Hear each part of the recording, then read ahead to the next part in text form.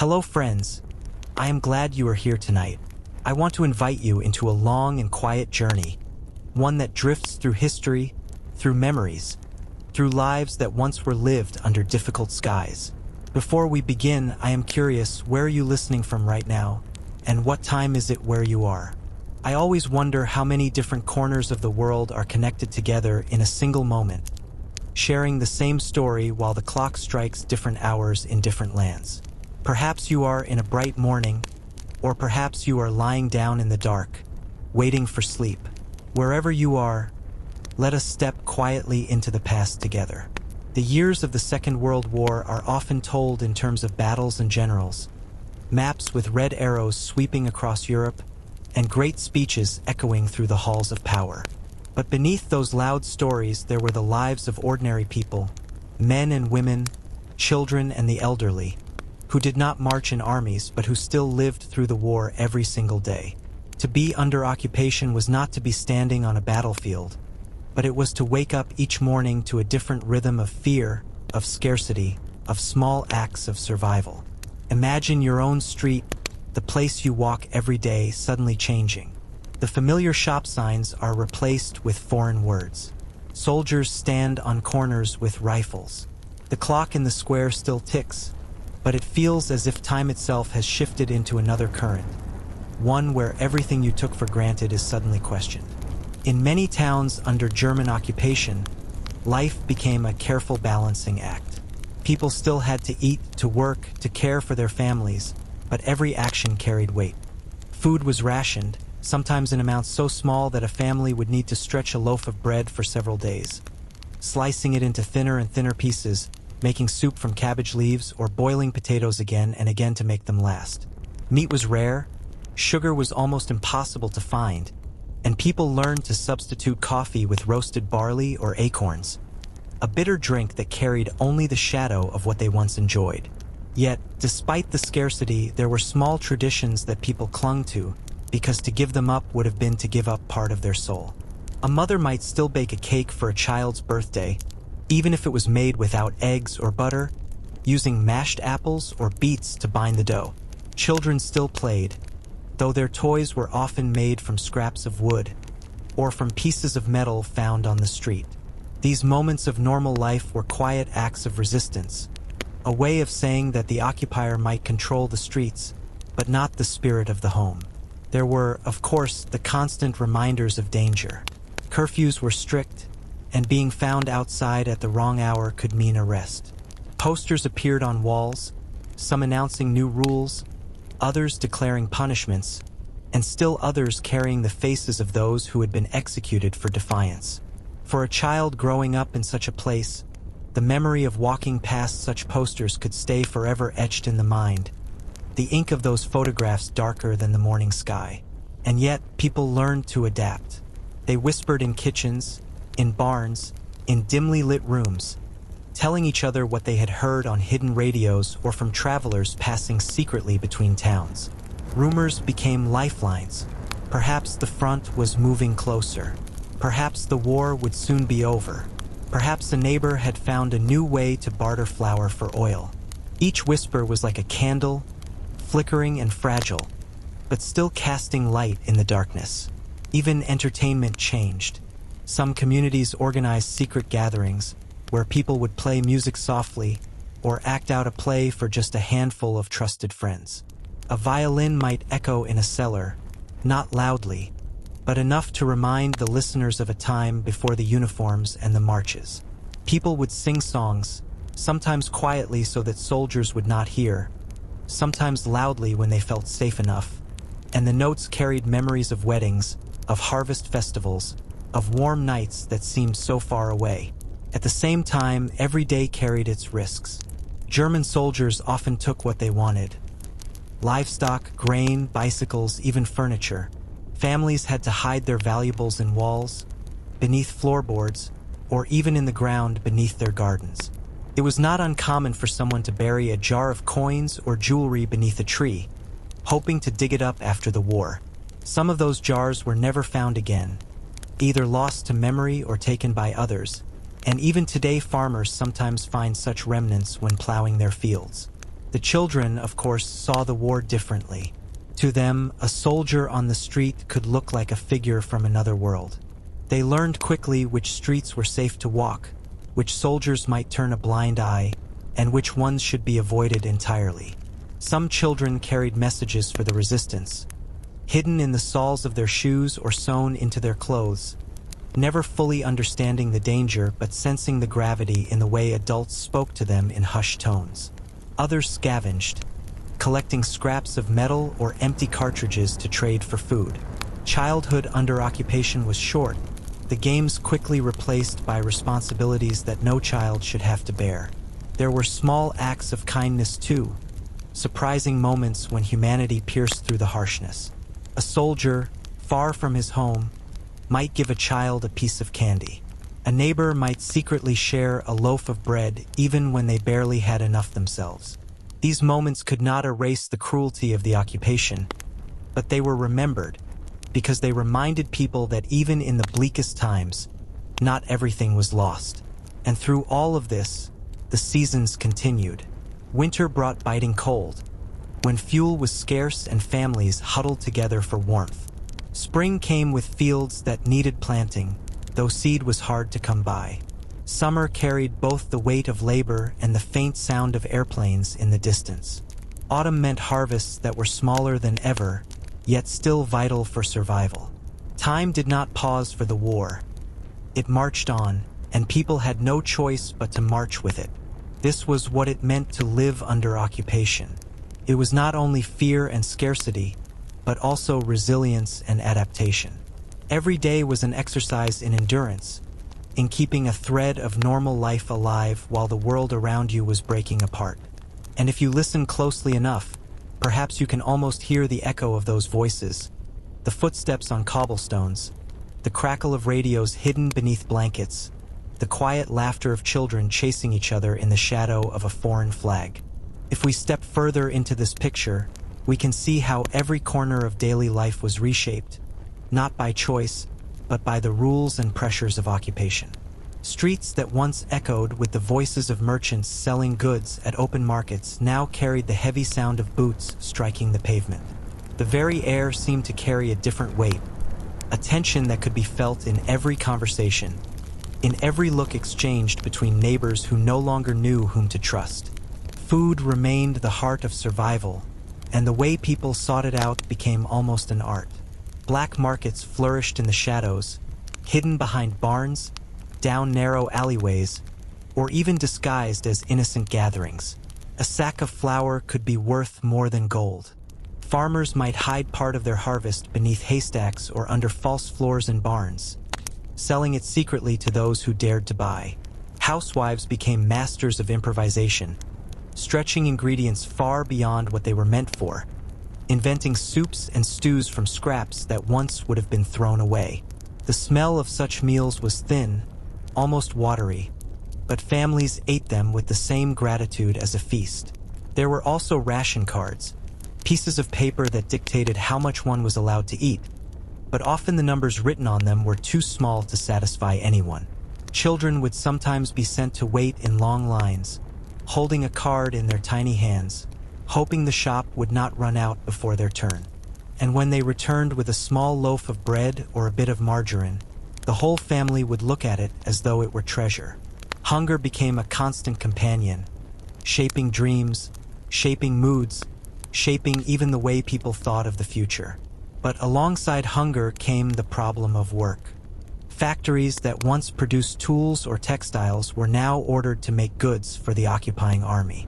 Men and women had to labor long hours, often under the eyes of guards. Some resisted by working slowly, breaking machines on purpose, or pretending not to understand instructions. Others had no choice but to give their strength, for a refusal could mean deportation, imprisonment, or worse. Yet, even in the harsh clang of the factory, whispers spread. A broken gear here, a delay there, a way of showing that not everything was under control. Schools were also transformed. Children still gathered to learn, but the curriculum was changed, the books censored, entire subjects removed. Where once they might have studied literature or history with pride in their nation, Now they were taught only what the occupiers allowed. Some teachers resisted quietly, slipping in lessons of their own, telling stories of national heroes under the guise of fairy tales. A poem might carry a hidden message. A map might show borders that were forbidden to be drawn. The classroom became a place where knowledge was not only taught but also smuggled like contraband. Religion offered another kind of refuge. Churches remained open in many occupied areas, though they too were watched closely. People gathered there not only for worship, but to find comfort, to feel that some part of their life still belonged to them. Priests and pastors often became messengers, carrying both hope and news. Hymns sung inside those stone walls took on deeper meaning, each note echoing with a quiet defiance. For many, stepping into a church was like stepping into a pocket of freedom, even if only for an hour. The nights were some of the hardest moments. Darkness brought silence, but not peace. Planes could be heard droning in the distance, sometimes passing over, sometimes dropping bombs. Families huddled in basements, clutching each other, listening to the earth shake. Children often covered their ears, whispering prayers or songs to distract themselves. Afterward, when the night ended and morning came, people would step outside to see what was left standing. Sometimes it was their own house, sometimes it was their neighbors, and sometimes it was nothing at all. Yet, amidst all this, there were still human stories unfolding quietly. Couples still fell in love. Secret meetings happened under the moonlight, hurried kisses exchanged in the shadows, promises made in whispers. Love was both fragile and fierce, for it had to survive not only suspicion but also the fear that tomorrow might separate them forever. Letters were written on scraps of paper, hidden in shoes or books, carried across checkpoints at great risk. Each one was a lifeline, a reminder that affection could survive even when the world was burning. Children invented games out of what they found. They would collect buttons, bottle caps, even bits of shrapnel and use them as toys. They sketched pictures in the dirt with sticks, built forts from rubble, and chased each other through alleys that once had been filled with market stalls. Their laughter was sharper than ever because it cut through the heavy silence, reminding adults that life still had an innocent rhythm. Parents would watch, sometimes with tears in their eyes, because the sound of laughter was both beautiful and painful. Beautiful because it meant their children could still find joy, painful because they knew how quickly that joy could be taken away. Rumors continued to circulate like hidden currency. One day someone would whisper that the war was nearly over, that liberation was close. Another day, someone else would say that new restrictions were coming, that people would be deported. It was impossible to know which whispers were true, but people clung to them all the same. A rumor, even if false, could give a person the strength to carry on for another day, another week. And in a way, that strength was as real as any fact. There were also stories that blurred the lines between truth and legend. People told of partisans hiding in forests, striking out at soldiers in the night. They told of daring escapes, of miraculous survivals, of entire villages rising up in defiance. Some of these stories were true, others were exaggerated, and still others were entirely imagined. But they served a purpose. They gave shape to hope, they gave people something to believe in. And through all of this, the seasons continued to turn. A winter morning under occupation felt sharper, colder, because fuel was scarce and coats were thin. A spring afternoon carried both the scent of blooming flowers and the shadow of soldiers patrolling the fields. Summer days were long, filled with labor, but also with stolen moments when people could sit by rivers and pretend, if only for a short while, that life was normal again. And in the autumn, when leaves fell in gold and red, they reminded people of cycles older than war, cycles that would continue long after the soldiers and the uniforms were gone. As the months stretched into years, life under occupation began to take on a strange dual quality. On one hand, it was unbearable, filled with restrictions, shortages, and dangers. On the other, it became a new kind of normal, a rhythm that people adjusted to because they had no choice. Human beings have a remarkable ability to adapt, even to situations that seem impossible, and this adaptation shaped every corner of existence. Families developed quiet rituals to cope with their reality. Every morning, someone would walk cautiously to the town square or the market, ration card in hand, hoping to secure the day's portion. At home, another member of the family might tend a hidden garden, small rows of vegetables tucked behind a shed or disguised among flowers so that soldiers would not notice. A rabbit might be raised in secret, not as a pet but as a potential source of meat for the winter.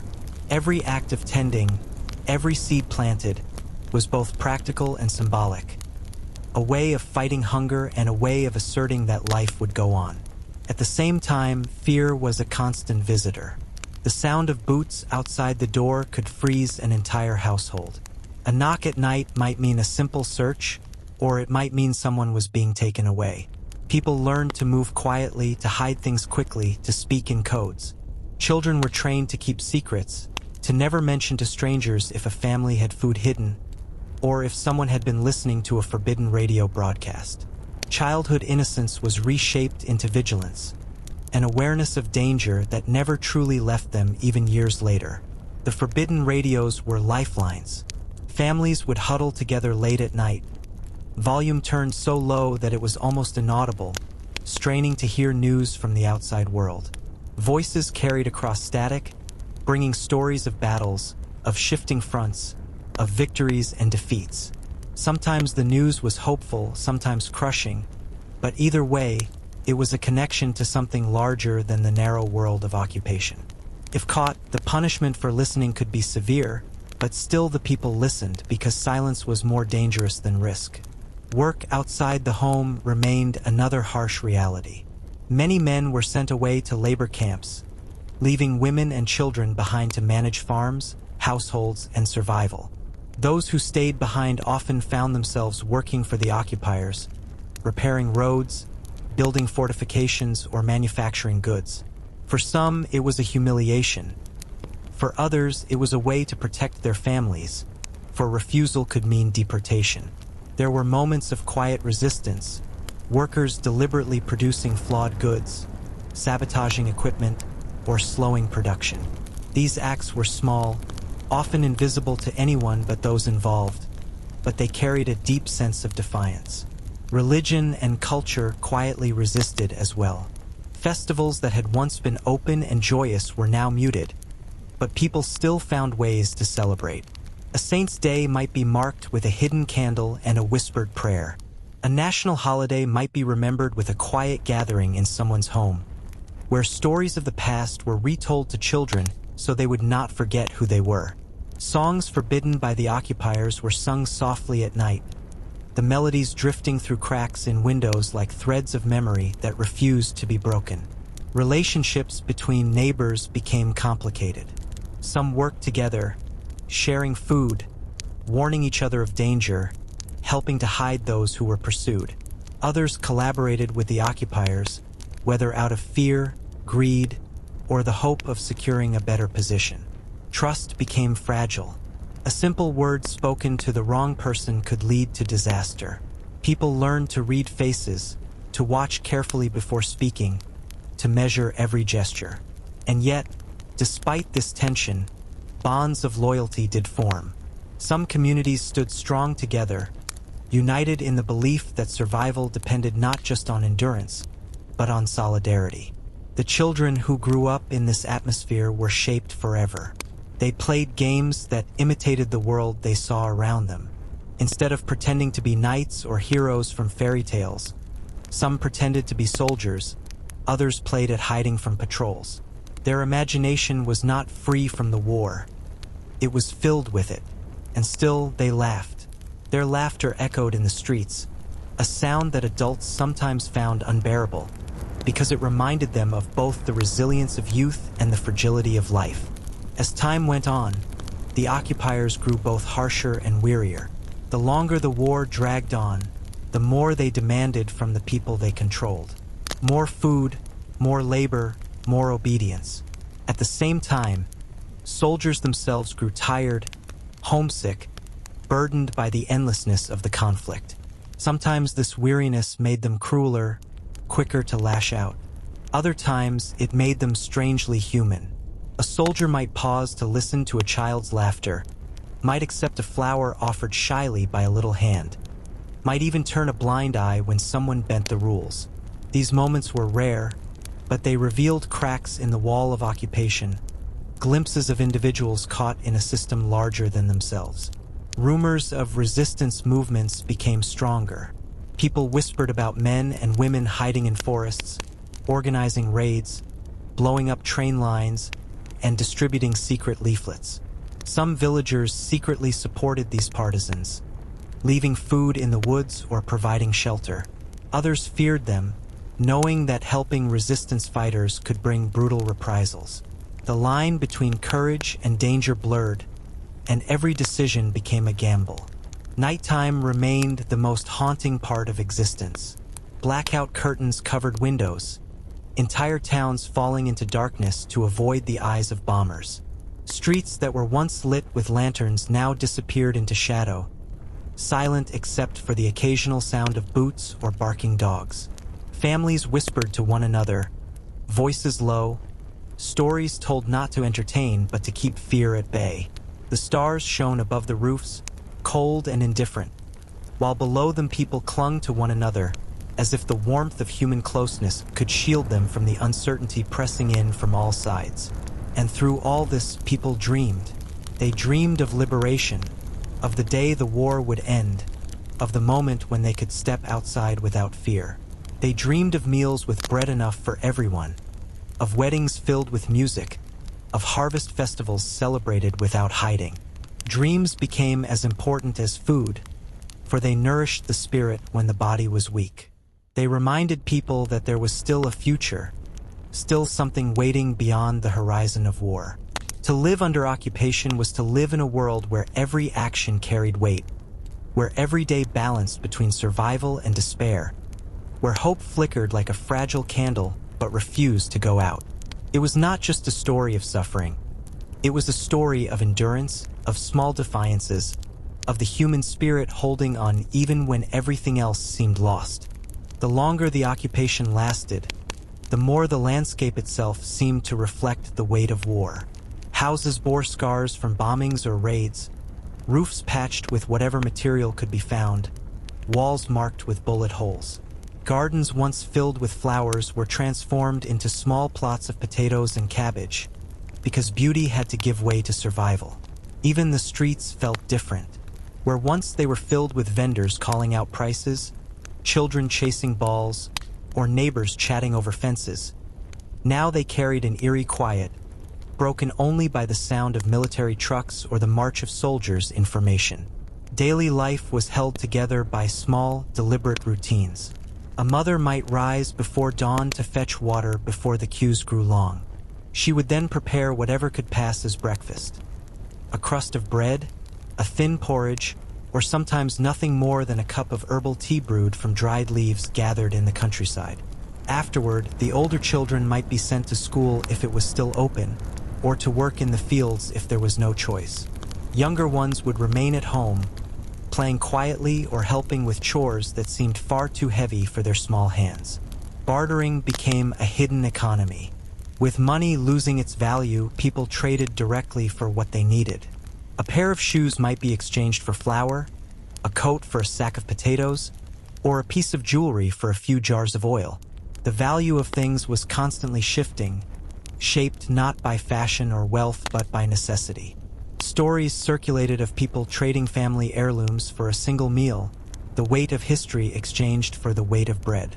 Yet in those same exchanges there was also resilience. People adapting, finding ways to keep going even when official systems had failed them. There were darker elements too. Occupation brought with it collaborators, people who chose to work closely with the occupiers, sometimes out of fear, sometimes out of ambition. They wore different clothes, walked with a different kind of confidence, and were often despised in silence by their neighbors. Yet others saw them as dangerous, for they could betray anyone at any time. A careless word spoken at the well, an overheard conversation at the market, could be reported, leading to arrests or disappearances. This made communities tighten inward, trust shrinking to the circle of family and the closest of friends. Still, people sought joy in unexpected places. Music, though sometimes forbidden, still found its way into homes. An old gramophone might play scratchy records, the needle carefully preserved because no one knew when it could be replaced. Families gathered around, letting the music carry them away for a few moments, reminding them of dances held years before, when the world was lighter. Children would hum tunes in the street, sometimes songs passed down from parents, sometimes silly rhymes they invented themselves. In the middle of hardship, these sounds were lifelines, threads connecting people to their memories and to each other. Religion remained another thread of continuity.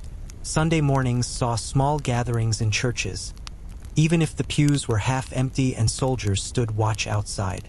Candles flickered against stone walls, prayers rising not only for peace but for endurance, for the safety of loved ones, for the return of those taken away.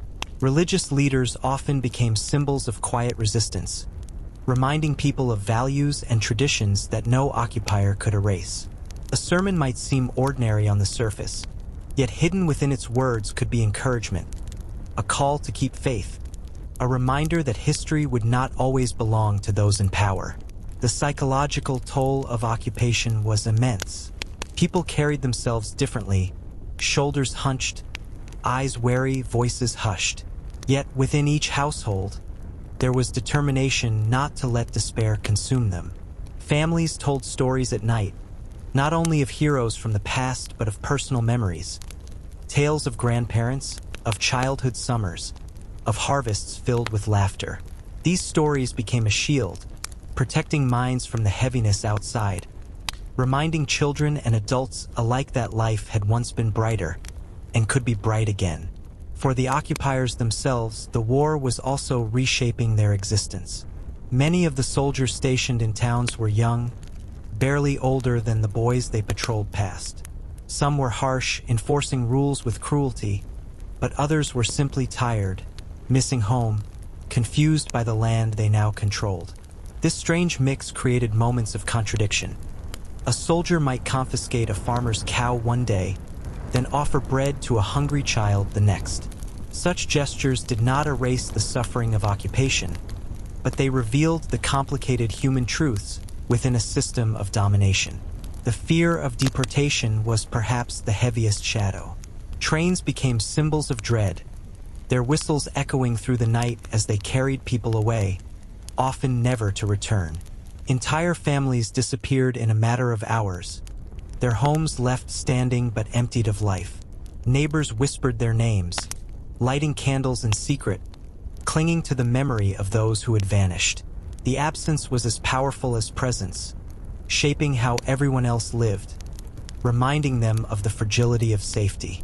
Still, not every act of disappearance ended in despair. Some managed to escape, slipping through forests, hiding in barns, finding refuge with strangers who risked their own lives to shelter them.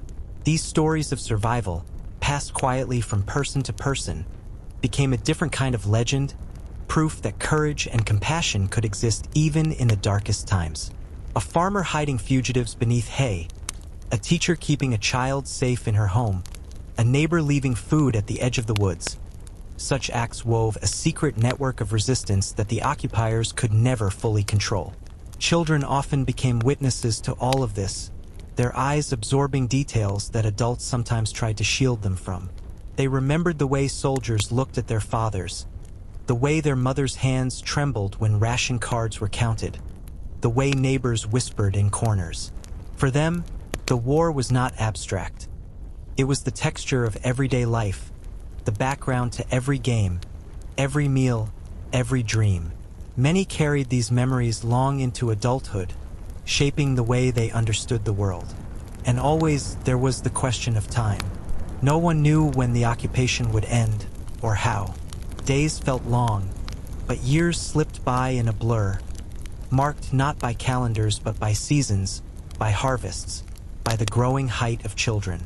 Each year added layers of exhaustion, yet also layers of resilience. For even in the silence of occupation, life did not stop. Babies were born, weddings were held, funerals were mourned. The occupiers could control many things, but they could not stop the cycle of life itself. As the war pressed on, life under occupation became an intricate web of routines, survival strategies, and subtle defiance. People learned to read signs in the environment, noticing which streets were safer at certain times, which neighbors could be trusted, and even which soldiers might be more lenient on a given day. Every step outside the door required thought, every action measured for risk, yet despite the constant vigilance, there was a strange rhythm that families developed. A rhythm that allowed them to move, to eat, to breathe, almost as if the mind refused to be entirely dominated by fear. Meals continued to define much of daily existence, and the ingenuity required to put food on the table was remarkable. Families boiled root vegetables repeatedly, sometimes scraping the edges of old potatoes to add a little bulk to a meager stew. They brewed drinks from roasted grains or dried dandelion leaves, tasting far from the coffee they remembered but sustaining nonetheless. Occasionally, they were able to add something more luxurious. A handful of sugar smuggled from a neighboring town, a few scraps of meat traded for vegetables, and these moments were celebrated quietly, with gratitude that sometimes turned into a brief, shared laughter. Even in scarcity, these small victories became treasured rituals. Children, of course, noticed everything, and their games reflected the world around them. They played with sticks instead of guns, turned empty cans into pretend kettles, and made forts from scavenged wood and cardboard. They invented races that mimicked running from danger, sometimes laughing as they darted past hidden soldiers, sometimes serious because the mimicry mirrored reality too closely.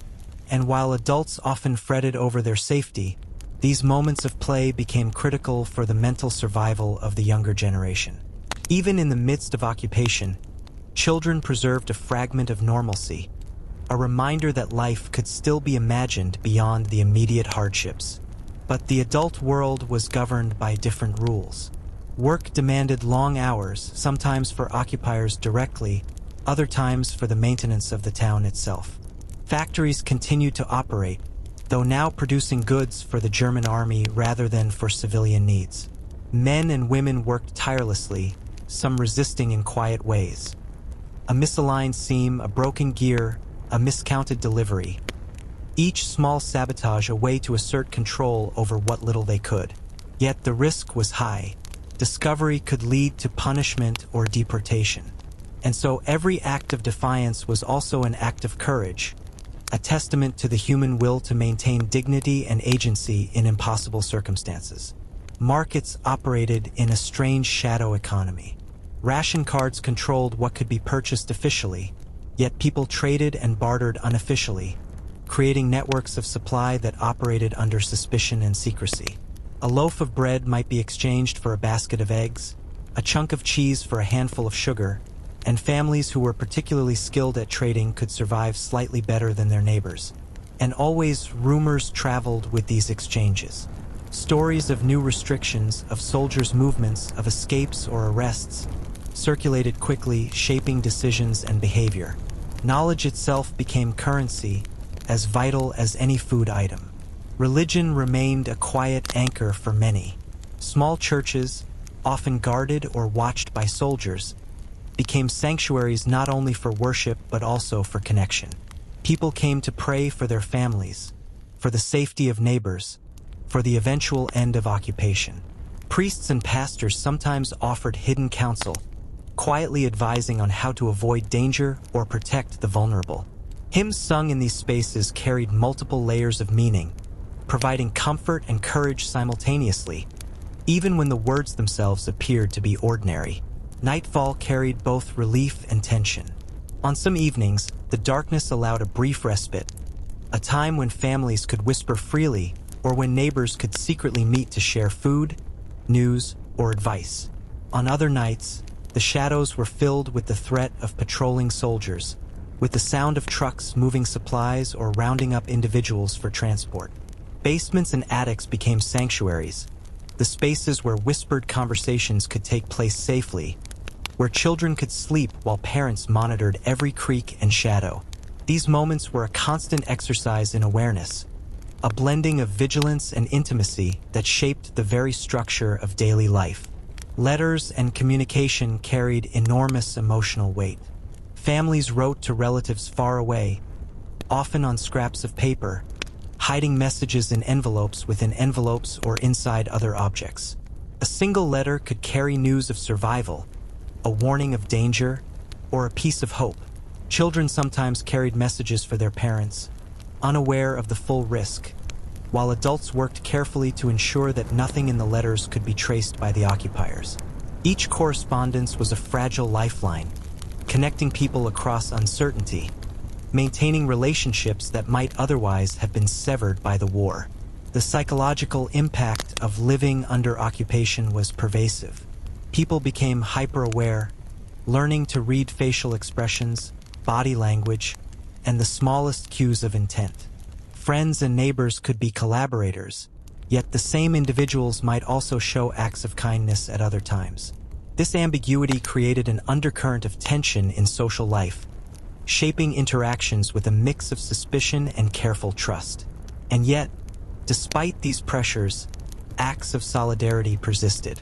Families shared food secretly, neighbors hid fugitives, and the collective knowledge that someone would help in a moment of need created fragile but meaningful connections. Even small pleasures became profound. A piece of fruit, a cup of tea, a book read aloud to children. Each one held significance far beyond its ordinary value. Music, though limited, provided comfort. An old piano or violin, carefully protected, could fill a room with melodies that reminded people of summers before the war, of weddings, of celebrations that once seemed ordinary but now felt like treasures. A song could lift a family's spirits, and the memory of these songs often lingered long after the sound had faded, a private beacon in the landscape of hardship. And as the days turned into weeks, and the weeks into months, the passage of time became both a curse and a blessing. People measured it not in calendars but in seasons, in harvests, in the growth of children, in the slow accumulation of survival. Each passing day carried the weight of repetition, but also the promise that, eventually, the war would end, and with it, the oppressive shadow of occupation. It was this balance, between fear and hope, between scarcity and ingenuity, between despair and resilience, that defined life under occupation, shaping generations who learned to endure in ways that could never be undone. As months bled into years, the rhythm of occupation became a strange combination of fear, adaptation, and fragile hope, shaping everything from the sound of the streets to the texture of meals. Even the air itself seemed different, heavier, infused with tension yet occasionally punctuated by small moments of normalcy that reminded people they were still alive, still human. Every morning carried uncertainty, yet it also carried routine. A routine that became a lifeline, connecting families to a sense of stability in a world that seemed to shift with every order, every patrol, every rumor. The markets, if they could be called that, were a strange blend of scarcity and ingenuity. Families brought what little they had, bartering for necessities with whatever they could spare. A single egg might be traded for a handful of flour. An old coat could be exchanged for a few potatoes. People became masters of improvisation, learning to stretch every ingredient, to find sustenance in the most unlikely of places. It was not merely survival, but also an exercise in cunning and resourcefulness. Housewives would wake before dawn, sometimes slipping quietly into the city to queue for rationed goods, praying that what remained for them would not vanish before they reached the front of the line. Children, growing up in this environment, absorbed both fear and resilience in equal measure. Games mirrored the world they observed. A chase across cobblestones was not merely play, but practice in moving quietly and swiftly, mimicking what they had witnessed among soldiers, patrols, and secretive neighbors. They created toys from scraps, from bits of metal or wood, imagining swords, shields, and treasure chests from what the war had left behind. Despite everything, their laughter persisted, a sharp, bright thread weaving through a landscape darkened by occupation. Adults often listened with mixed emotions, relief and sorrow entwined, because the sound reminded them of innocence, yet reminded them too of what the war had stolen. The nights were, perhaps, the most complex part of living under occupation. Darkness was both shield and threat. Basements became sanctuaries, attics turned into quiet observation posts, and every creak of a floorboard carried weight. Families whispered in low voices, children huddled close, while the wind carried echoes of distant engines, the occasional plane, or the faint murmur of soldiers on patrol. Sleep itself became a negotiation, a balance between exhaustion and alertness, a dance of vigilance that lasted until dawn. Those who slept lightly learned to catch every sound, every shift in shadow, training instincts that would remain with them long after the occupation ended. Communication beyond the household was equally dangerous. Letters traveled cautiously, carried by trusted neighbors or hidden among mundane items. A scrap of paper could bear news of survival, a warning, or a plan. Adults carefully coded information, ensuring that even if the letter were intercepted, the content would remain meaningless to outsiders. Children sometimes unknowingly became messengers, slipping notes under doors or planting them in designated hiding spots, their innocence shielding them from suspicion. Every successful delivery was a quiet victory, reinforcing connections that occupation sought to sever. Education persisted, but in a form dictated by the occupiers. Schools operated with altered curricula, emphasizing subjects deemed acceptable while omitting history, literature, and ideas that might inspire independent thought. Teachers found ways to preserve knowledge, slipping lessons about national history or ethics into seemingly innocuous exercises. A poem could conceal a lesson about courage. A drawing might illustrate boundaries and territories in coded symbols.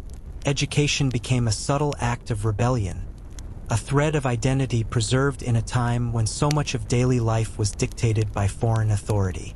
Work remained both a burden and a subtle battlefield. Men and women were often required to labor for the occupiers or to maintain the infrastructure of the town, performing tasks that ranged from factory labor to repairing roads, and each act carried the risk of punishment. Resistance found small openings, a deliberately crooked seam, a machine misaligned, a delivery delayed. These minor sabotages, often invisible to outsiders, allowed people to assert agency in a world designed to deny it. Every imperfection became a quiet statement that control was never complete, that human ingenuity could persist even under extreme duress. Social relationships were profoundly complicated. Trust became a scarce commodity, carefully measured and allocated. Neighbors who had once been familiar might now be sources of danger, collaborating out of fear or ambition. Others became lifelines, offering hidden support, sharing food, or warning of impending raids. Communities learned to operate in careful networks, balancing caution with solidarity. Even small gestures, the sharing of a loaf of bread, the hiding of a fugitive, the quiet exchange of news, were lifelines, connecting people in ways that were as necessary to survival as food or shelter. Religion offered both comfort and clandestine guidance. Churches, often monitored, still provided space for worship and quiet reflection. Candles flickered in stone halls, prayers were whispered for protection and endurance, and sermons contained subtle encouragement and counsel for those listening carefully. Clergy sometimes acted as intermediaries, offering advice or discreetly sheltering those at risk. In these spaces, spirituality became intertwined with practical survival, a source of courage that reinforced both moral and physical endurance. Entertainment and culture survived in muted, intimate forms. Music was treasured, with families gathering around pianos, violins, or gramophones, letting melodies carry them beyond the immediate hardships.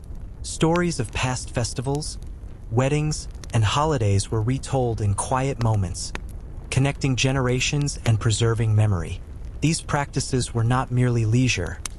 They were acts of resistance, asserting the continuity of life of identity, of human creativity, against an environment designed to suppress it. And through it all, the seasons passed relentlessly. Winters brought bitter cold, forcing families to conserve firewood, huddle together for warmth, and endure the long nights with as much patience as possible. Spring reminded people of renewal, yet planting was always a matter of careful calculation, conserving seeds and resources. Summers carried both labor and brief respite, moments when the warmth allowed for small pleasures. Autumn brought harvests, often insufficient but critical, and the cycle of life continued, indifferent to occupation yet inseparable from it. Even as the war stretched on, daily life carried a strange rhythm, where the ordinary and the extraordinary existed side by side. Families awoke to the same sounds of distant engines, barking dogs, and boots on cobblestones. Yet each day carried the weight of uncertainty. A mother preparing a thin porridge might simultaneously listen for the sound of approaching soldiers, measuring each clatter against the normal cadence of the street. Children ran errands through quiet alleys, balancing the excitement of small tasks with the tension of invisible eyes that might watch them at any moment. Every movement, every glance, carried significance that outsiders could scarcely imagine.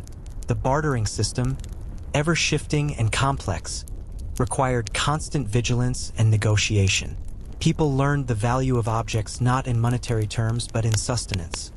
A small jar of preserved fruit could be worth more than a coin, a stolen loaf of bread more than a piece of jewelry.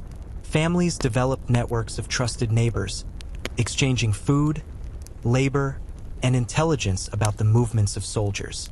A farmer might hide a few potatoes beneath hay to trade later for flour, or a shoemaker might exchange his craft for a small portion of sugar.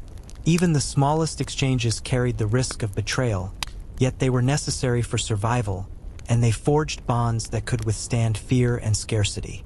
Children, growing up under such constraints, became both observers and participants in the subtle mechanics of survival. Their games were reflections of the world around them.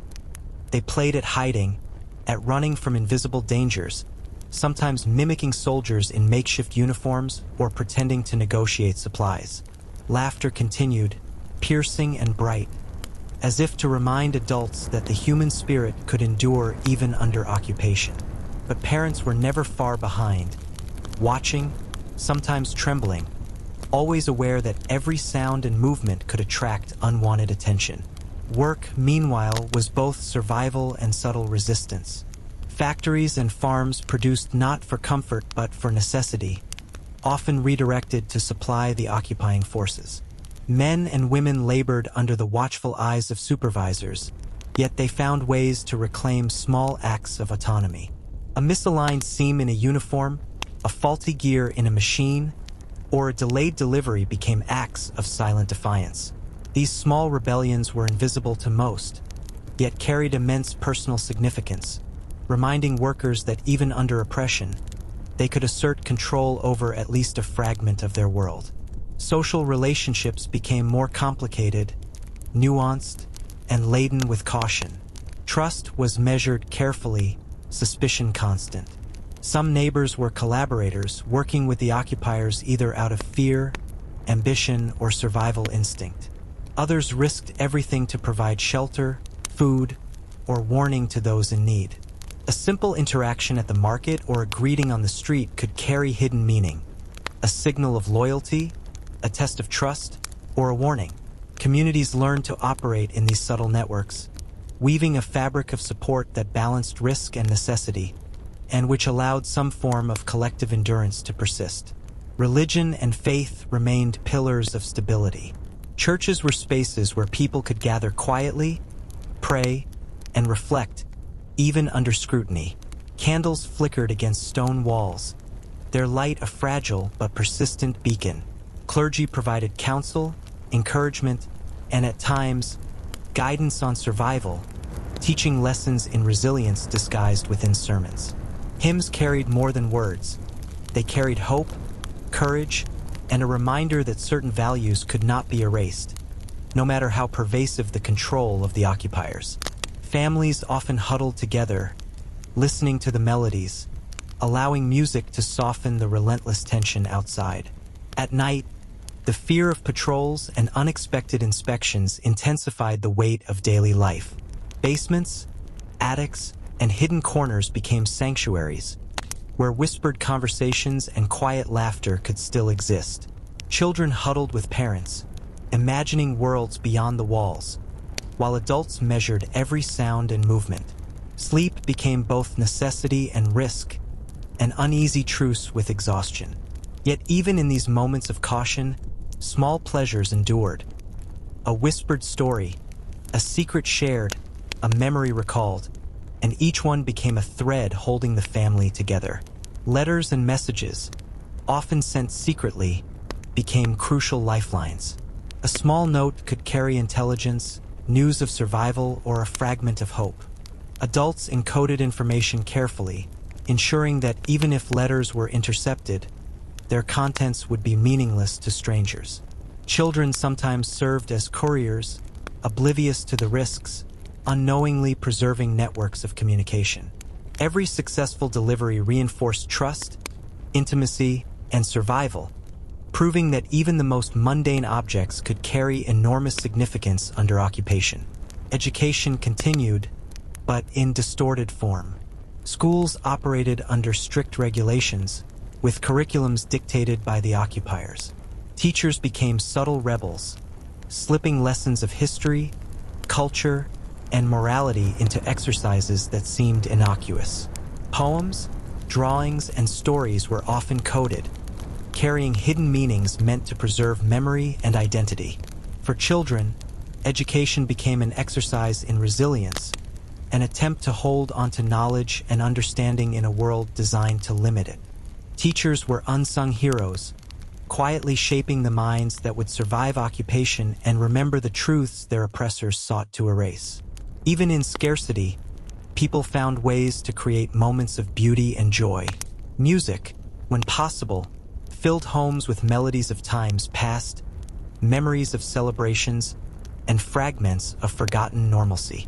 A violin or piano could transform a quiet evening into an oasis, a reminder of life before occupation. Families preserved these traditions with care, understanding that they were not merely entertainment, but a lifeline for the spirit. Songs, stories, and laughter became acts of quiet resistance, sustaining humanity against the oppressive structure surrounding them. The passage of time remained a paradox. It was slow in its day-to-day grind, yet years slipped by almost imperceptibly. Seasons marked the rhythm of survival, with winters demanding the utmost resourcefulness, springs offering cautious optimism, summers providing labor and rare respite, and autumns bringing harvest and reflection. Life persisted in cycles, indifferent to occupation, reminding everyone that the world was larger than the control imposed by foreign powers. By now, the war had carved itself into the very fabric of daily life, shaping routines, conversations, and even the rhythm of breathing. The streets, once alive with chatter and commerce, were quiet in the mornings, the soft footfalls of children heading to makeshift schools or errand runs mingling with the occasional distant rumble of military vehicles.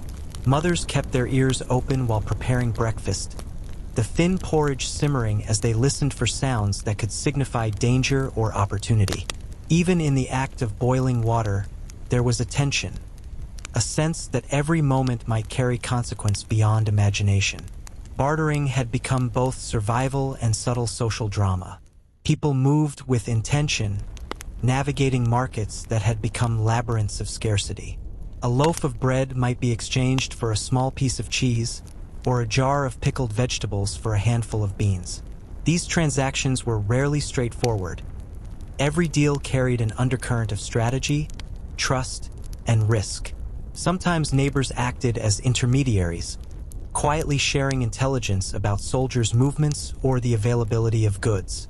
Rumors traveled faster than news could be printed, shaping decisions as decisively as the official orders from occupying authorities. In a world dominated by scarcity, knowledge became as valuable as food itself. Children continued to grow and adapt, learning to mirror the vigilance around them. Their games reflected the environment in which they lived. Races through alleyways were disguised practice runs for evasion, while the construction of forts from cardboard and scrap would become exercises in both imagination and practical survival skills. They laughed loudly in brief, piercing bursts, as though their joy alone could reclaim the world from oppression. Adults watched with mixed feelings, relief at the preservation of innocence, sorrow at the unavoidable awareness their children carried, and a quiet admiration for their ability to find light in darkness. Work remained a constant demand, often physically exhausting and emotionally draining. Men and women labored in factories producing goods for the occupiers, repaired roads, or maintained infrastructure, all under careful scrutiny. Yet subtle resistance persisted. A seam left imperfect, a mechanism slightly misaligned, a task delayed intentionally. Such acts were invisible to most observers, yet immensely meaningful to those who executed them. They were statements of autonomy in a world where nearly every action was monitored, tiny rebellions against a system designed to suppress both agency and identity. Social life became a delicate negotiation. Trust was scarce, carefully allocated among those proven loyal or courageous. Neighbors who were once friendly could now be sources of betrayal, cooperating with the occupiers out of fear or ambition. Others risked everything to support family and friends, offering shelter, food, or warning. Every greeting carried subtext. Every smile might mask intent. The community learned to function like a silent network, relying on intuition and shared knowledge to navigate a landscape where safety was never guaranteed. Religion continued to offer both solace and subtle guidance. Churches, often watched closely, were sanctuaries where whispered prayers and candlelight created spaces of reflection and courage. Clergy occasionally advised on practical survival, helping communities maintain resilience while offering hope.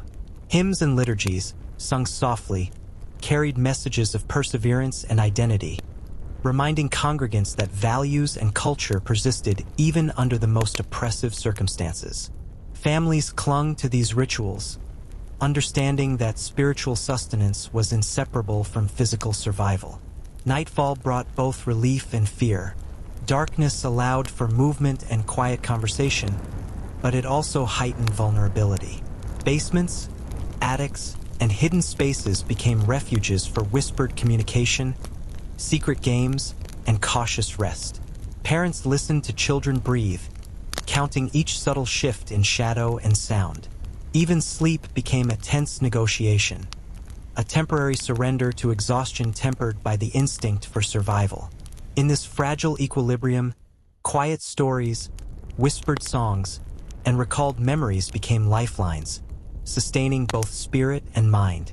Letters, smuggled and coded, were vital connectors. Every message could carry intelligence, warnings, or fragments of hope. Adults encoded information carefully, ensuring that intercepted letters would reveal nothing. Children sometimes unknowingly participated, delivering notes to hidden locations, bridging families and friends and networks that the occupiers could not fully control. Each successful delivery reinforced trust, strengthened bonds, and quietly resisted the erasure of connection that occupation sought to impose. Education persisted, though distorted. Schools were often limited in scope, emphasizing subjects dictated by the occupiers while omitting history, culture, and critical thought. Teachers became subtle rebels, slipping in lessons disguised within poetry, drawing exercises, or seemingly mundane tasks. A math problem might also carry coded history. A drawing assignment might illustrate a forbidden story. Education became both survival and rebellion, a way of preserving identity and memory, shaping children to endure occupation while keeping cultural knowledge alive. Even in scarcity, small moments of beauty and joy persisted. Music filled homes when instruments could be found, transforming evenings into private sanctuaries. Songs and melodies, passed down or improvised, became acts of subtle resistance, connecting families to memories and culture. Laughter, stories, whispered tales of holidays past, and even shared fears became a thread, binding households together against the isolation and control imposed by the occupiers. Seasons continued their relentless march. Winter brought bitter cold and the need to ration fuel. Spring offered cautious optimism and planning. Summer demanded labor and vigilance. Autumn brought harvests and reflection. Life moved in cycles, indifferent to occupation yet inseparable from the lived experience of it. Through these cycles, people learned patience, endurance, and the subtle art of finding hope in small, persistent ways. Living under occupation demanded a balance between fear and ingenuity, vigilance and care, despair and resilience. Families adapted, communities protected one another, and small acts of defiance persisted alongside daily survival. Laughter, music, and whispered stories survived in the shadows, asserting the persistence of humanity even when the world around them sought to erase it. Life went on, fragile but unbroken, threaded with courage, ingenuity, and the quiet determination that even in darkness, hope could endure. As the war dragged on, moments of unexpected tension punctuated the rhythm of daily life, reminding families that the shadow of occupation was never far away. Some mornings, soldiers would appear suddenly in the streets, their boots echoing against cobblestones, their eyes scanning faces as though searching for something unseen.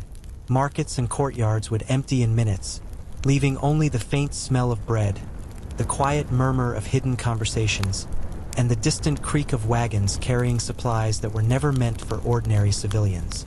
Children, who had grown used to playing in alleys and open spaces, would freeze, remembering that each step could have consequences beyond understanding. Inside homes, the atmosphere was both ordinary and charged. Breakfast might be prepared with the same thin porridge or boiled vegetables as the day before, but every clatter of a plate or cup carried potential risk. Families learned to move with deliberate care, ensuring that no noise could betray their presence or alert outsiders to scarce possessions hidden away for later. Even during mundane tasks, sweeping, fetching water, tending to small gardens, the awareness of watchful eyes lingered, shaping behavior in ways that became almost instinctual. Bartering and trading networks adapted to the heightened vigilance. People learned which paths were safest, which neighbors could be trusted, and how to exchange goods without attracting attention. A basket of vegetables could be swapped for sugar. A small piece of cloth could be exchanged for a loaf of bread.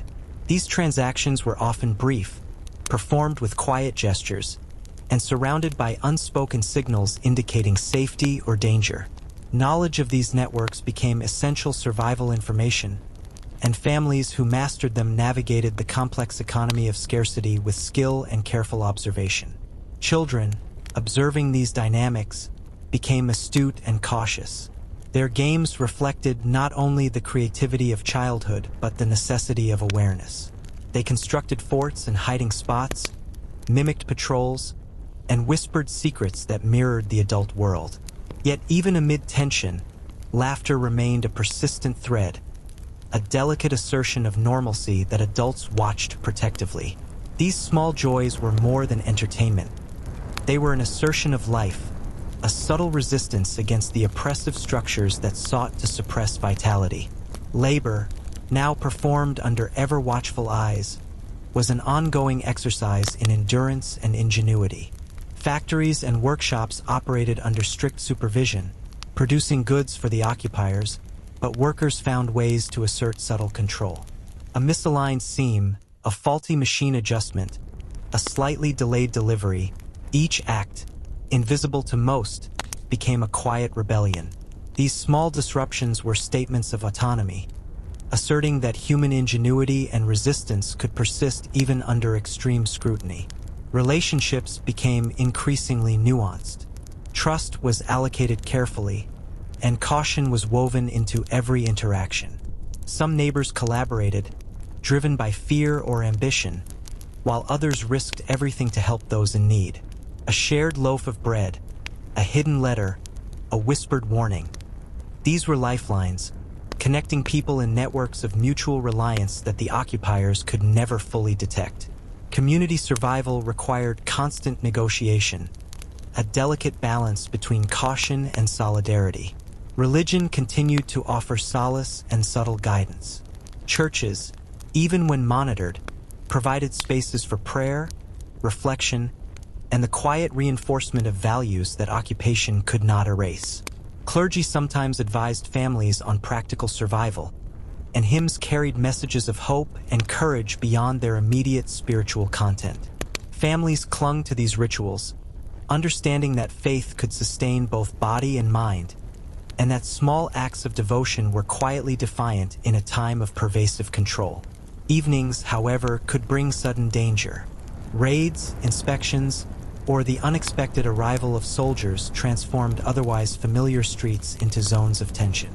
Families learned to navigate these nights with strategy, moving quietly, keeping lights dim, and using hidden spaces for safety. Basements, attics, and even concealed nooks behind furniture became temporary sanctuaries. Conversations were whispered, children were hushed, and every movement was measured against the risk of discovery. Yet in these tense hours, moments of quiet human connection persisted. Stories were told, memories shared, and the fragile bonds of family and friendship were reinforced. Letters and messages continued to serve as lifelines. Coded notes, smuggled through trusted networks, carried intelligence, warnings, or fragments of hope. Adults encoded messages carefully, and children sometimes acted as couriers, unaware of the full stakes. Each successful delivery reinforced trust, strengthened bonds, and provided proof that even under occupation, connection and communication could survive. Education, though restricted, remained a subtle form of resistance. Teachers embedded lessons about history, ethics, and culture within exercises that appeared ordinary. A poem could carry lessons of courage. A drawing might illustrate hidden stories. Children learned to absorb knowledge through both instruction and observation, and education became a thread preserving memory, identity, and hope across generations. Moments of beauty and human creativity endured despite scarcity. Music and storytelling provided emotional sustenance. A song played on a carefully preserved violin, a story whispered by candlelight, a recalled memory of a holiday past, each became an assertion of humanity. Families celebrated these small victories of spirit, understanding that culture, laughter, and memory were as essential to survival as bread or firewood. The seasons pressed on relentlessly, indifferent to human suffering, yet their passage shaped life in profound ways. Winters brought cold and scarcity. Spring offered cautious hope. Summers demanded labor and vigilance, and autumn provided harvest and reflection. Life continued in cycles, and through these cycles, families learned patience, endurance, and the subtle skill of finding hope even in the most challenging circumstances. Occupation was not simply a matter of surviving each day. It was about maintaining the continuity of life, identity, and community. Small acts of courage, subtle resistance, and human connection carried profound significance. Laughter, stories, and music persisted in the shadows, asserting that even in the darkest times, life could endure, adapt, and occasionally flourish. The human spirit proved resilient, threading through every day, every risk, every quiet victory, shaping a world that remained alive even under the weight of oppression. By this stage of occupation, families had become experts at navigating a world defined by danger and uncertainty. Yet every so often, an unexpected event would pierce the routine, sending ripples of fear and adrenaline through streets and homes. One morning, for example, a group of soldiers moved quickly through the neighborhood, shouting orders and inspecting doors. Windows were shuttered, curtains drawn, and hearts raced as families crouched near walls, listening intently. Children, pressed to the floor, held their breath, sensing the tension without fully understanding it, while adults tried to project calm, whispering instructions in hushed voices that carried a mixture of urgency and reassurance.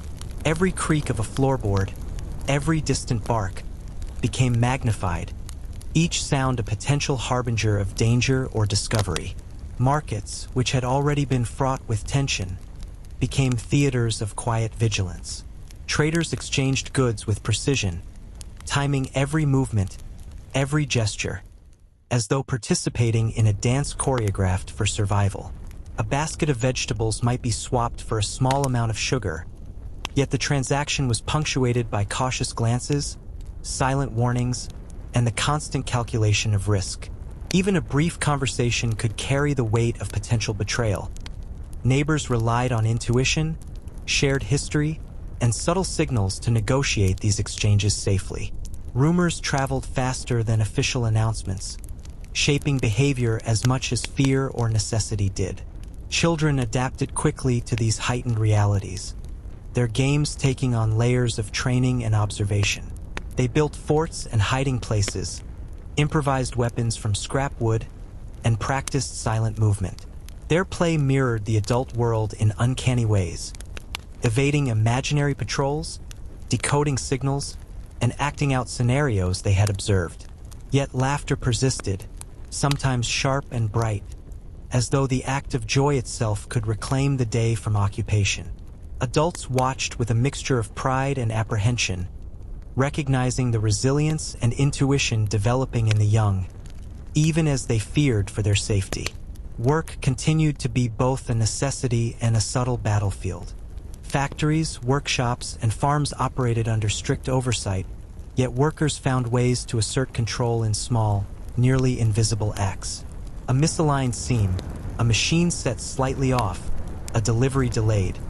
These were acts of defiance carried out quietly, without fanfare, yet they preserved a sense of agency in a world designed to deny it.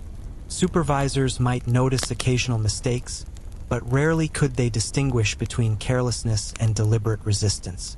Each small act of autonomy reinforced courage, providing private satisfaction to those who dared to assert it.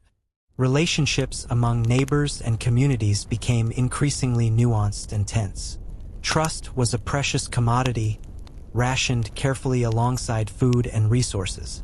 Some neighbors collaborated with occupiers, motivated by fear, greed, or the desire for protection. Others risked everything to provide help, warning families of approaching soldiers, sharing hidden stores of food, or concealing messages. Every greeting, every conversation, was layered with meaning. A smile might signal loyalty, or it might mask intentions entirely. Community survival depended on these subtle negotiations, the unspoken understanding of who could be trusted and who could not. Religious spaces continued to offer both solace and strategy. Churches, even when closely monitored, provided moments for reflection, prayer, and quiet counsel. Clergy sometimes guided families on practical survival, while hymns carried hidden encouragement, reinforcing hope, courage, and moral resilience. Families relied on these quiet rituals, understanding that spiritual sustenance was intertwined with survival. A single candle flickering in the dark, a whispered prayer, or a shared hymn became not only comfort but an act of quiet defiance, asserting that certain values could not be erased. Nightfall, as always, brought a mixture of relief and peril. Darkness allowed for clandestine movement, whispered conversation, and small personal victories, yet it also magnified vulnerability. Basements, attics, and hidden alcoves became sanctuaries where families could whisper, plan, or simply breathe. Every sound, every shadow carried potential meaning. Even sleep became a careful negotiation, a delicate balance between exhaustion and vigilance. Yet in these tense hours, small acts of human connection endured. Stories were told, songs hummed, memories recalled, and bonds quietly reinforced. Letters and clandestine messages continued to serve as lifelines. Notes, carefully coded and smuggled, carried intelligence, warnings, or fragments of hope. Adults took painstaking care to ensure that intercepted correspondence revealed nothing, while children sometimes participated unknowingly, delivering messages across hidden paths. Each successful transmission reinforced trust, strengthened relationships, and provided proof that even under occupation, human connection could endure. Education, while restricted, remained a vehicle of subtle resistance. Teachers embedded lessons of culture, history, and ethics within assignments that seemed innocuous. Poems carried hidden encouragement, drawings depicted lessons of survival, and arithmetic exercises could encode information about geography or history. Children absorbed both overt instruction and subtle knowledge, preserving identity and resilience even under oppressive oversight. Despite scarcity, moments of beauty persisted. Music, storytelling, and quiet celebrations punctuated the monotony of survival. A violin's melody, a whispered story, a recalled memory of festive days, each became a lifeline, an assertion of life and culture.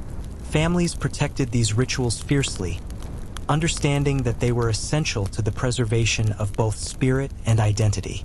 The passing of seasons continued to shape life. Winters demanded resourcefulness and endurance. Spring offered cautious hope. Summers brought labor and rare relief, and autumns carried harvest and reflection. Life persisted in cycles, indifferent to occupation, yet inseparable from it. Through these rhythms, people learned patience, endurance, and the subtle art of finding hope amid hardship. Life under occupation was never static. Each day carried new challenges, risks, and opportunities for ingenuity, courage, and connection. Small victories, subtle acts of defiance, and fleeting joys were amplified in significance, threading together a fragile but persistent existence. Families survived not merely by avoiding danger, but by preserving their identity, their humanity, and the quiet assertion that even in darkness, life could endure, adapt, and occasionally flourish.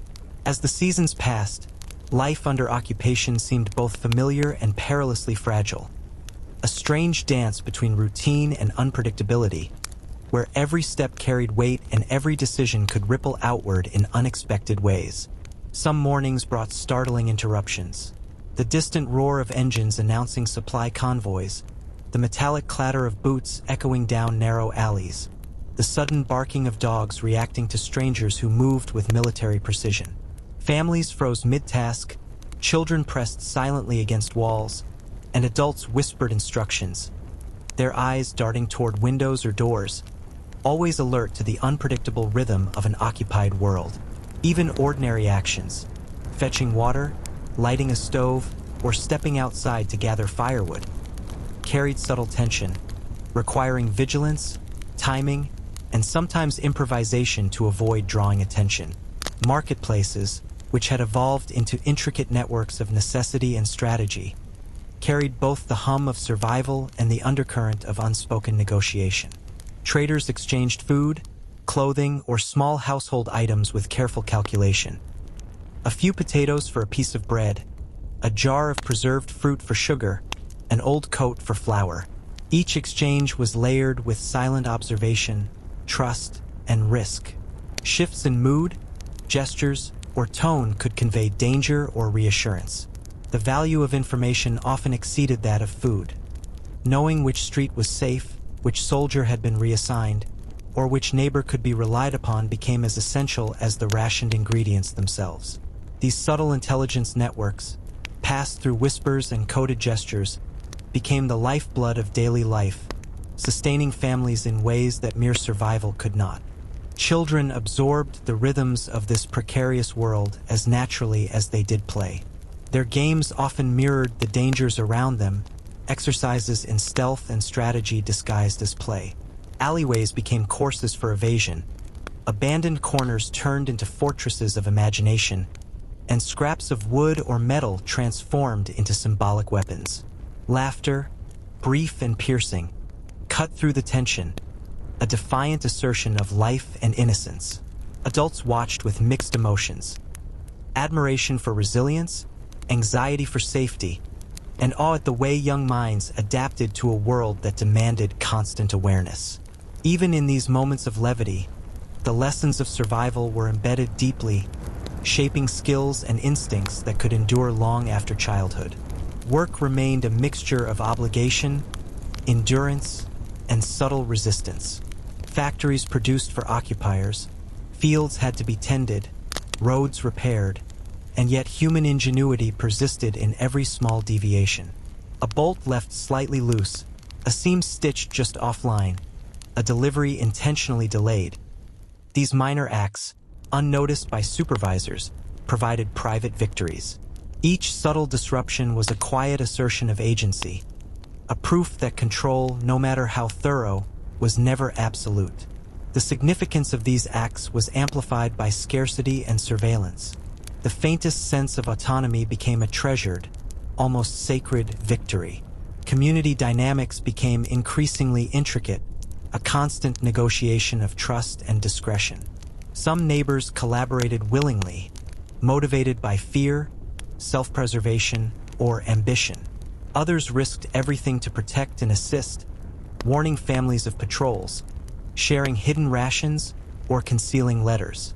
Every greeting, every casual remark, carried layered meanings, a dance of signals that could indicate alliance or betrayal. Families relied on intuition, past experience, and subtle signs to navigate these relationships. The delicate balance of survival required continuous assessment, where one misjudged interaction could carry dire consequences. Religion remained a stabilizing yet nuanced force. Churches, despite surveillance, offered both sanctuary and guidance. Families attended services with care, whispers and candles creating private moments of reflection. Clergy sometimes offered practical advice, encouraging resilience while reinforcing ethical and moral fortitude. Hymns carried messages beyond words, reminding listeners that some aspects of identity, faith, and community could not be stripped away. These rituals, quietly preserved, became intertwined with daily survival, bolstering courage and hope even when physical resources were scarce. Nighttime brought its own dualities, shadow as protection, shadow as threat. Families moved with careful attention, whispers exchanged, and basements or attics used as temporary sanctuaries. Every noise, every shift of shadow could have implications, and yet even under these circumstances, quiet connections persisted. Stories were told softly, songs hummed, memories shared.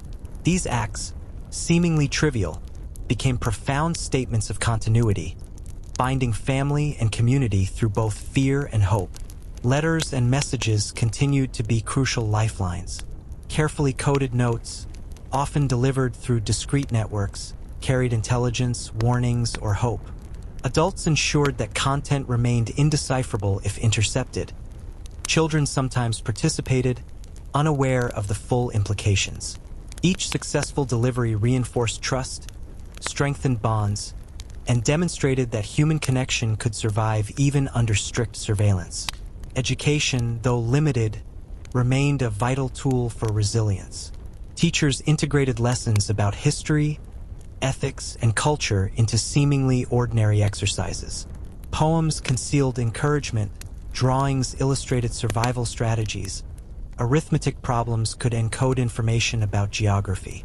Children absorbed both explicit instruction and implicit lessons, preserving knowledge, identity, and hope despite oppressive oversight. Moments of beauty endured alongside hardship. Music, storytelling, and private celebrations provided emotional sustenance. A violin melody, a whispered story, a recollection of festive days, each became a lifeline of spirit and culture. Families protected these rituals fiercely, understanding that human expression, memory, and creativity were essential to enduring the occupation. Seasons continued to dictate life, indifferent to occupation. Winters demanded resourcefulness and perseverance. Spring brought cautious hope. Summers offered labor and fleeting relief. And autumn carried harvest and reflection. Through these cycles, families refined patience, endurance, and the skill of finding light in darkness. Life under occupation was an ongoing negotiation between fear and ingenuity, constraint and agency. Every day presented new challenges, subtle opportunities for resistance, and fleeting moments of joy. Small victories, whispered connections, and acts of courage threaded through daily life, proving that even in oppressive circumstances, human spirit, creativity, and resilience persisted. Existence itself became both act of survival and testament to enduring hope, a quiet rebellion against the weight of control and oppression. Even as the days merged into months and months into years, the landscape of occupation shifted constantly, keeping families and communities in a state of perpetual adaptation. Some mornings began quietly, with the faint smell of smoke from wood fires drifting through narrow streets, only to be punctuated by the sudden arrival of soldiers or the metallic clatter of supply wagons. Children, now versed in subtle signals of danger, would pause mid-step, observing silently while adults whispered instructions, masking urgency with calm. Every ordinary task, washing clothes, tending small gardens, fetching water, had become a delicate performance, balancing necessity with the ever-present threat of surveillance. Market exchanges had grown into elaborate dances of caution and intelligence. A handful of beans, a piece of bread, or a scrap of cloth could carry the weight of survival, yet the act of trading also demanded discretion. Neighbors exchanged subtle gestures, brief eye contact, and coded words to convey trust or warning. Rumors moved faster than official messages, informing people which streets were safe, which patrols were active, and where extra supplies might be hidden. Knowledge, more than currency or food, became a crucial form of currency itself, allowing some families to navigate the precarious landscape with skill and relative security. Children's games increasingly mirrored the strategies of the adult world. Forts built from scraps of wood or cardboard were no longer just imaginative play. They doubled as practice for evasion and secrecy. Running silently through alleys or observing unnoticed from hidden corners became instinctive skills. Yet laughter persisted, sharp and bright, cutting through tension and reminding both children and adults that vitality could not be fully suppressed. Adults watched with cautious pride, marveling at the resilience, cunning, and adaptability growing in the youngest members of the community. Labor remained both an obligation and a subtle battleground of autonomy. Factories, workshops, and farms operated under strict supervision, but small acts of quiet resistance endured. Machines were misaligned intentionally, seams stitched slightly off, deliveries delayed subtly. These micro-rebellions were invisible to most overseers, yet they provided workers with private victories and a faint but essential sense of control. Even a minor misstep could carry profound symbolic meaning, reinforcing identity and independence within an environment designed to strip both away. Community relationships had become delicate and complex webs of trust, suspicion, and mutual reliance. Some neighbors collaborated openly with occupying forces, motivated by fear, survival, or personal gain. Others risked everything to help, offering food, shelter, warnings, or concealment of messages. Every interaction carried layered meanings. A casual smile, a nod, or a whispered word could indicate loyalty, caution, or hidden intent. Survival required constant discernment, and families became adept at reading these subtle cues, balancing risk with solidarity to protect themselves and others. Religion and faith continued to anchor communities in resilience. Churches, even under surveillance, provided sanctuary for prayer, reflection, and quiet counsel. Clergy offered guidance on endurance and moral fortitude, while hymns whispered in candlelight reinforced hope and courage. Families relied on these moments, understanding that spiritual sustenance reinforced both mental and emotional survival. A flickering candle, a quietly recited prayer, or a shared hymn became more than ritual. It became a subtle declaration that occupation could not erase the human spirit. Nightfall heightened both danger and opportunity. Darkness allowed discreet movement, clandestine gatherings, and careful planning, yet it magnified vulnerability as well. Families moved with deliberate caution, whispering, and hiding in attics, basements, or behind furniture. Each shadow and sound carried potential consequences, and yet, even in these tense hours, moments of human connection endured. Whispered stories, soft songs, recollected memories, and small acts of shared care reinforced bonds that persisted despite fear. Secret messages and coded letters continued to thread the community together. Smuggled through trusted networks, these missives conveyed intelligence, warnings, or glimpses of hope. Adults encoded information with care, ensuring that intercepted correspondence revealed nothing, while children sometimes participated unknowingly in delivery. Each successful transmission strengthened trust and demonstrated that even under constant surveillance, communication and solidarity could survive. Education became a subtle form of resistance. Teachers embedded lessons in seemingly mundane exercises. A poem could teach courage, a drawing could encode a story, arithmetic problems could disguise geography lessons. Children absorbed both the explicit and hidden content, preserving knowledge, identity, and hope despite oppressive oversight. These lessons, often invisible to the occupiers, became an essential component of cultural survival. Moments of beauty persisted alongside hardship. Music, storytelling, and quiet celebrations brought emotional sustenance. A melody played on a carefully preserved instrument, a story whispered over a flickering candle, or a shared memory of festivities past offered more than comfort. It provided resilience, asserting that culture, creativity, and connection could endure even when scarcity and surveillance dominated daily life. Seasons marched relentlessly, indifferent to human suffering. Winter demanded resourcefulness. Spring offered cautious hope. Summer required labor and vigilance. And autumn brought harvest and reflection. Life persisted in cycles, teaching patience, endurance, and the subtle skill of finding light even amid shadows. Yet amid this rhythm of survival, daring acts occasionally punctuated the monotony.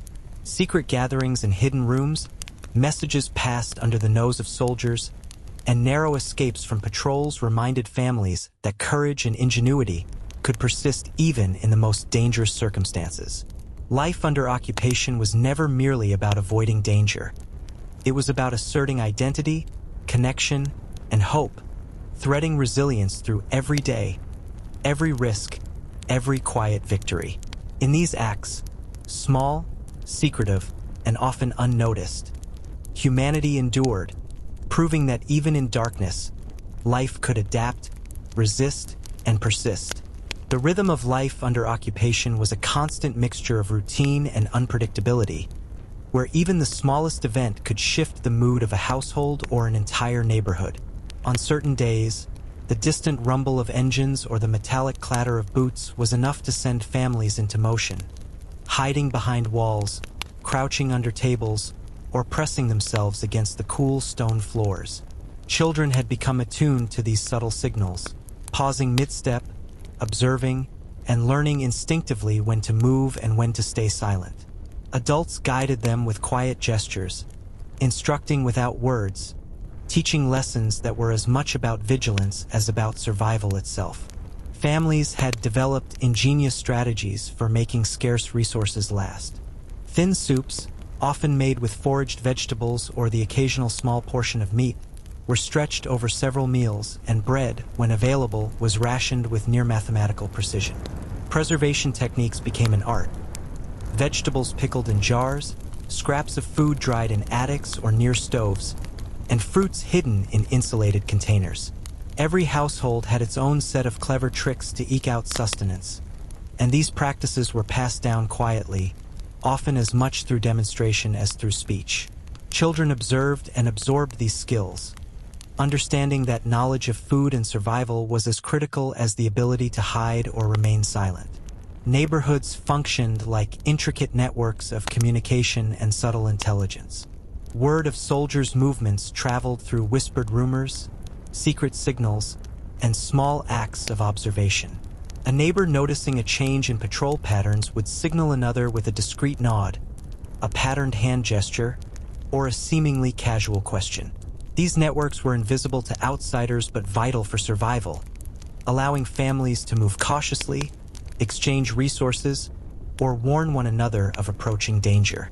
Even a misinterpreted gesture could lead to tension or missed opportunity, so observation and precision became essential skills for all members of the community.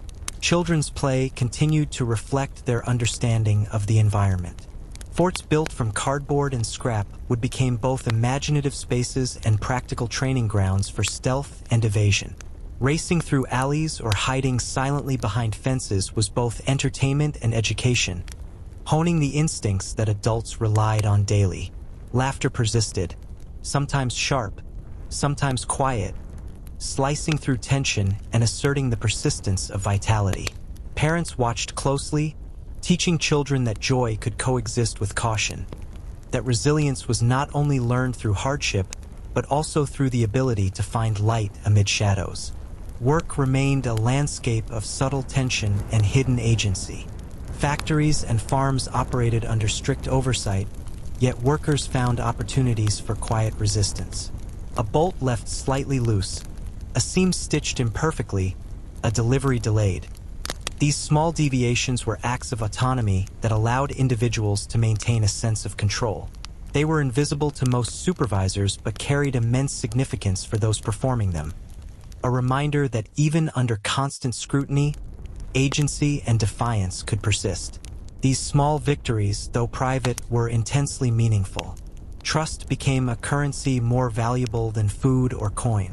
Neighbors were constantly evaluated, relationships tested, and every interaction carried potential risk. Some families collaborated openly with the occupiers out of fear or ambition, while others acted quietly to protect or aid their community. A hidden loaf of bread, a whispered warning, or the discreet delivery of a message could determine survival. Everyone learned to read subtle cues. A smile, a nod, a hesitation, understanding that these signals could carry implications far beyond their surface appearance. Religious observances remained both sanctuary and strategy. Churches offered places of reflection, prayer, and quiet guidance, even when closely monitored. Clergy often advised families on both practical and moral matters, encouraging resilience and discretion. Hymns, sung softly, carried messages beyond the spiritual, of courage, persistence, and the endurance of human values. Families clung to these rituals, knowing that faith could bolster not only the spirit but also the will to survive. Candles flickered in hidden spaces, prayers were whispered in attics, and even small acts of devotion became forms of quiet resistance. Night brought a complex interplay of fear and opportunity. Darkness allowed families to move discreetly, share whispered stories, or conduct secret exchanges, yet it also amplified vulnerability. Attics, basements, and hidden recesses became sanctuaries, where careful observation and quiet movement were essential. Every sound, every shadow, could be dangerous, but these hours also created moments of intimacy, storytelling, and subtle celebration. Songs hummed softly, memories were recounted, and bonds were strengthened through shared experience, reinforcing both survival and connection. Letters and coded messages remained lifelines, connecting families and communities. Smuggled through careful networks, they conveyed warnings, intelligence, or hope. Adults encoded messages meticulously, while children sometimes unknowingly participated in their delivery. Each successful message reinforced trust, strengthened relationships, and provided reassurance that communication and solidarity could persist despite constant surveillance. Education persisted as a quiet form of resistance. Teachers embedded lessons about culture, ethics, and history within routine exercises. A poem might teach courage, a drawing might encode a story, arithmetic could conceal information about geography. Children absorbed knowledge, both explicit and hidden, preserving identity and preparing to carry cultural memory forward even under oppressive oversight. Amid scarcity and risk, moments of beauty endured. Music, storytelling, and private celebrations provided emotional sustenance, asserting that creativity, culture, and human connection could survive even under extreme adversity. Melodies from hidden instruments, whispered stories of festivals past, and shared memories offered a sense of continuity, resilience, and hope that defied the harsh realities of occupation. The passing of seasons continued to shape life, indifferent yet inextricably linked to daily survival. Winters demanded endurance and resourcefulness. Spring offered cautious hope. Summer brought labor and vigilance, and autumn provided harvest and reflection. Through these cycles, families honed patience, resilience, and the ability to find light in the most challenging circumstances.